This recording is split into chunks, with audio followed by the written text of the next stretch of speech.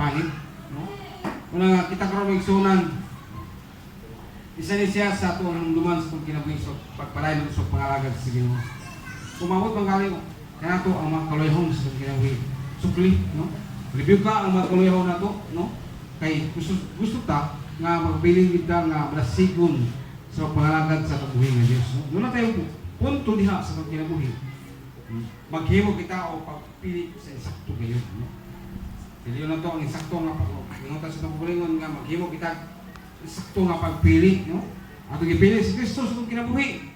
Muna nga isa ni siya sa atong buhaton nga magkinabuhi kita nga dili ta ingon nga may masuko ang Dios, dili mahimos ang Dios, dili ta sa likway sa Ginoo, dili mapabilin ang gumpa sa Dios dinhi sa tuang matag usa, no? Kung nabuhi pa ka karon napakadiha sa ingon nga sitwasyon nga napaiginhawas pa imong ginhawa, ipingi pa na siya, ipingi, no?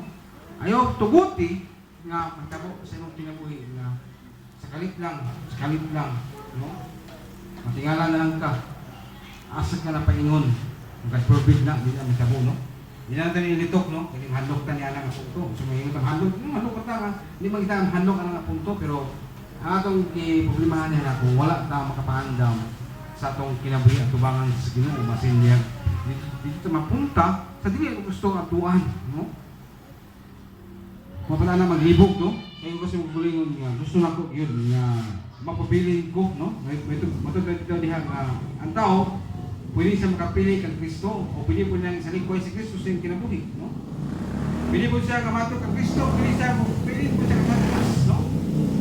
Pwede po siya nga mo-servisyo kato kang Kristo o pwede po siya mo-servisyo kato kang Satanas. Sa pengos na pagbulingon nga, pwede rin, ato na bakit pwede po, gusto ni mo, no? Pero, yung duman na to, no? Nga, mismo gani si Josue, niyang siya sa itong ibasa, ganin din sa Josue, no? Kaya alang kanako, mga kung tibog pa ni Malay, wala ka dito kang Kristo. Huping nga na unta po na ato ang pagkabuhaton sa itong kinabuhi ng Bilsunan. Pasunod niya kong mensahe, pero di man ako pwede nga tumurog eh. Ako pwitahin pa, sa Domingo. Ato isang parayonon, parang masabtan pag inato ni na punto. Pero sa pagkaroon, nakamatay buhaton diya sa Holy Communion, ato sa siyang katagan ito pagkagad kini siyang Holy Communion. No? Hoping nga makakuha tao pagtulunaan sa ato ang isgutan nga mensahe sa Dios, no? Nga maghimo kita og sakto nga pagpili, no? Asa imo ha kung piliin ka si Kristo o si Satanas, no? Pero yung kita ato kung Kristo mo naman ay hatag kaniya nga taas na kinabuhi, no? Yung taas na kinabuhi magpabilin yung kang buhay hangtod sa hangtod. Kung yung nga, daan lang malang sunod na sulti na mamatay ang tao, yung lawas mawala man.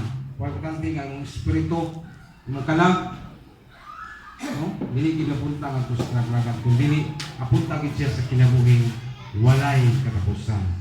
So kita na to, batayan na to karon sa pagpalagad sa Ginoo, mapabilin kita sa pagpalagad sa tubuhin ng Diyos. Okay?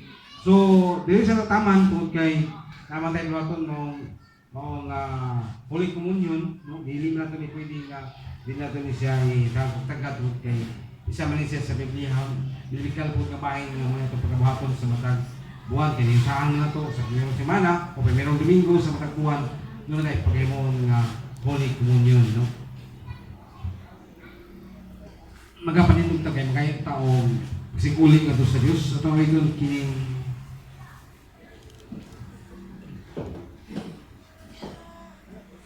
ikaw nga kung isaligan, handa tao sa, no? Nga tao pasigulin na to, itong paguling na yung sa Ginoo, yung man ini ato diyo ni ato ni ambitan kining buka o pinapay.